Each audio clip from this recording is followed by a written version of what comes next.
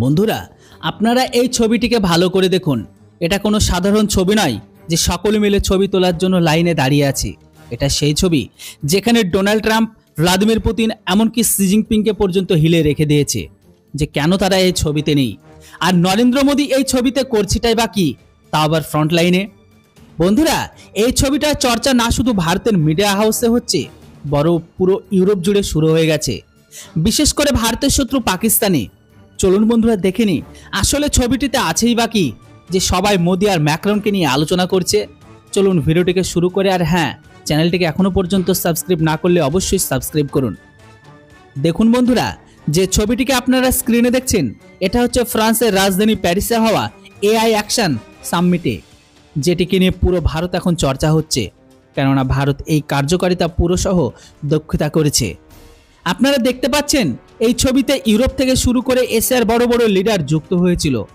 ভালো করে দেখলে এটাও বুঝতে পারবেন যে এই ছবি ডান সাইডে মানে কানাডার পিএম জাস্টিন ট্রুডোকে দাঁড়িয়ে থাকতে দেখবেন, যারা একটা সময় ফ্রান্সের খুব কাছে ছিল, কিন্তু আজ দেখুন তিনি এই মুহূর্তে ফ্রান্সের রাষ্ট্রপতি ম্যাক্রনের থেকে কত দূরে সরে গেছে। তো সেখানে আবার ভারতের প্রধানমন্ত্রী নরেন্দ্র মোদী ঠিক মাঝখানে ম্যাক্রনের পাশে জায়গা পেয়েছে। এটিতে পরিষ্কার বোঝা যায় যে গ্লোবাল লেভেলে এআই ক্ষেত্রে ভারতের কতটা গুরুত্ব। ভারতের পাওয়া এই গুরুত্বকে পাকিস্তান আর বাংলাদেশিদের তো লুঙ্গি ভিজে গেছে। পাকিস্তানি এক্সপার্টরা মনে করে ভারত যে ভ্যালু এই মুহূর্তে পেয়ে গেছে, পাকিস্তান সেখানে পৌঁছবে কিনা সেটাতেও সন্দেহ আছে। শুধু পাকিস্তান নয়, কানাডা এআই ক্ষেত্রে এর পাশেও নেই। আর এই কারণেই সম্মেলনে কানাডিয়ান পিএম জাস্টিন ট্রুডো এক সাইডে দাঁড়িয়ে আছে। পাকিস্তানি এক্সপার্ট কমর সীমা জানিয়েছে যে এই সম্মেলনে চীন, রাশিয়া, আমেরিকার প্রতিনিধিত্ব যুক্ত ছিল। এদেরকে কেউ কিন্তু ম্যাক্রনের পাশে জায়গা পায়নি, শুধুমাত্র নরেন্দ্র মোদী ছাড়া। আপনারা সবাই জানেন এআই সামনের দিনে ভবিষ্যৎ, আর এটাকে দেখে ইউরোপ থেকে শুরু করে $200 বিলিয়ন ইনভেস্ট করার জন্য ঘোষণা করে দিয়েছে। আর ভারত এই ক্ষেত্রে ইউরোপের পার্টনার থাকবে।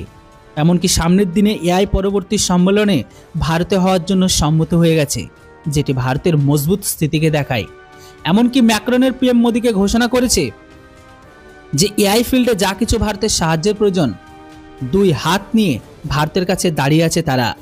বলা হচ্ছে এমন টাইপের ডিমান্ড এর আগে ফ্রান্সের কাছে চীন রেখেছিল। চীন বলেছিল ফ্রান্স যেন আমাদের সাথে এআই সেমিকন্ডাক্টরের ক্ষেত্রে আমাদের সাথে মিলে যেন কাজ করে। ফ্রান্স চীনের সাথে যাওয়া বদলে ভারতের সাথে কাজ করার ইচ্ছাকে প্রকাশ করেছে, যেটি এই ছবিটিতে দেখা যাচ্ছে। এই ছবিটিকে দেখার পরে পাকিস্তানি এক্সপার্ট কমর সীমায় একটি কথা তো ঠিকই বলেছে যে এখন ভারতের ওঠা বসা বড় বড় দেশের সাথে।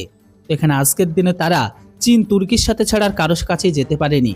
বাকিটা বাংলাদেশের দুঃখ নিয়ে আপনাদের মতামত অবশ্যই কমেন্ট বক্সে লিখে জানান। Thanks for watching. জয় হিন্দ, বন্দে মাতরম।